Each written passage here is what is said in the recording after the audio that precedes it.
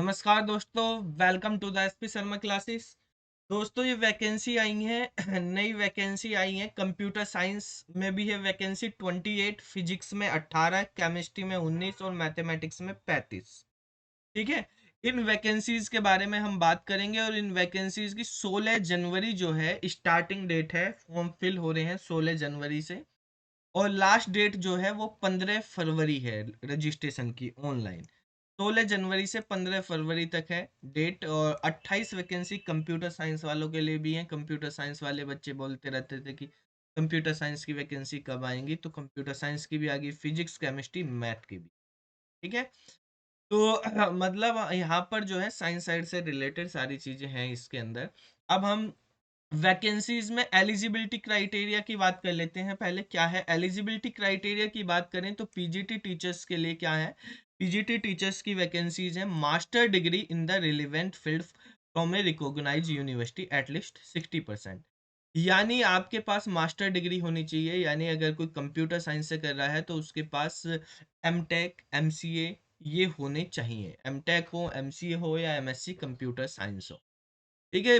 BEd की degree केवल PGT maths, PGT chemistry और पीजीटी फिजिक्स के लिए है। बीएड उन्हीं के लिए है, बीएड कंप्यूटर साइंस वालों के लिए मैंडेटरी नहीं है। यहाँ पे लिखा है B Ed degree from recognised university preferable है, not mandatory for the post of PGT या आईसीटी। आपको इंग्लिश लैंग्वेज में अच्छी तरह से आनी चाहिए, बातें करना पढ़ाना। ठीक है। पीजीटी टीचर्स जो हैं उनको 5 साल का वर्क एक्सपीरियंस होना चाहिए वही सब्जेक्ट पढ़ाने के लिए 11वीं और 12वीं के बच्चों को। ठीक है। 5 साल का उनको एक्सपीरियंस होना चाहिए और टेक्नोलॉजी यूज करनी आनी चाहिए अच्छे से। मैक्सिमम एज 55 साल है। एज भी 55 साल दी हुई है यहाँ पे। तो मतलब एज की भी कोई लिमिट नहीं दी हुई है, कोई भी बढ़ सकता है 55 साल का। तो अच्छी फिजिकल फिटनेस होनी चाहिए भाई। मेडिकल कंडीशन बेकार नहीं होनी चाहिए जिससे सफ़र करे उनकी जो सर्विस है। ठीक है। और कट ऑफ वगैरह सब 16 जनवरी को वो मानी जाएगी। जो एलिजिबिलिटी है उससे रिलेटेड एक्सपीरियंस एज लिमिट सबकी जो कट ऑफ डेट रहेगी वो 16 जनवरी 2024 रहेगी। सैलरी देखो क्या है। सैलरी बहुत अच्छी सैलरी है। जो टीचर है उसको ग्रोथ जो है 1,40,000 रुपये सैलरी है पर मंथ। जिस दिन से ज्वाइन कर लेगा उसी दिन से सैलरी 1,40,000 रुपये मिलेगी। और मिनिमम जो है पोस्टिंग यहाँ पे 2 साल की है। यानी आप अगर सेलेक्ट हो जाते हो तो आपको 2 साल के लिए ज्वाइन करना ही करना है। अब ये भाई इतनी ज्यादा सैलरी पीजीटी की इंडिया में तो है नहीं, कहाँ पे मिल रही है। तो ये भाई भूटान गवर्नमेंट में मिल रही है और ये रॉयल गवर्नमेंट ऑफ भूटान के स्कूल हैं कुछ, उनमें ये वैकेंसी। और ये वैकेंसी इंडियंस के लिए ही है। ये मत सोचना भूटान वालों के लिए है, वैकेंसी इंडियन के लिए ही है। ठीक है। इसमें अप्लाई केवल इंडिया के ही कर सकते हैं और किसी कंट्री के नहीं कर सकते, खुद भूटान के भी नहीं कर सकते। ठीक है। यहाँ पर दिया हुआ है royal government of Bhutan shall provide all the necessary assistant to the candidate for work permit as applicable. यानी आपको वीजा वगैरह सारी चीज कोई दे दिलवाएंगे वहां पे रहने के लिए।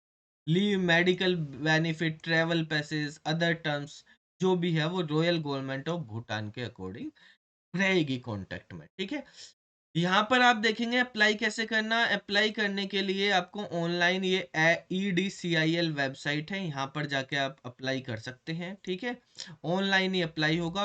अपनी ईमेल आईडी से आप वहाँ पे रजिस्टर करेंगे, अपनी इंफॉर्मेशन, डेट ऑफ बर्थ हो गया, 10th सर्टिफिकेट के अकॉर्डिंग ये करेंगे। फोटो वगैरह अपलोड कर देंगे, ये सारी चीज़ें। लास्ट डेट 15 फरवरी है। जनरल इंस्ट्रक्शन समझ लो। Only Indian national are eligible to apply for the above post. केवल इंडियन ही अप्लाई कर सकते हैं, बाहर के नहीं करेंगे।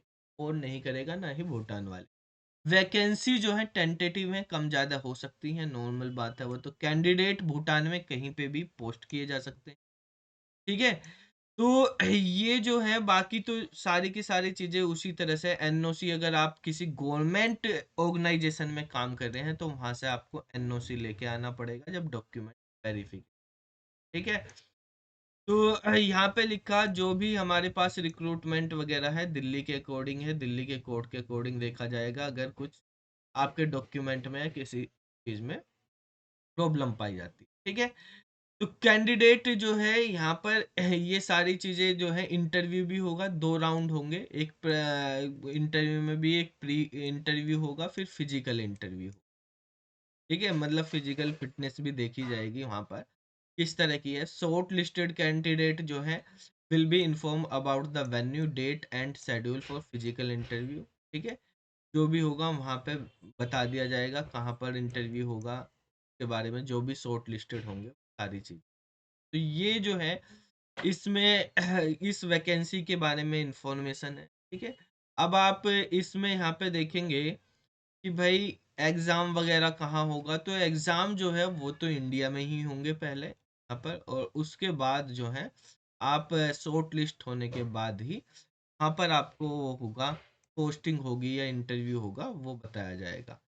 ठीक है, इसमें लिखा हुआ है पीजीटी टीचर्स की रिक्वायरमेंट है, मैथ्स, कंप्यूटर साइंस, केमिस्ट्री और फिजिक्स की।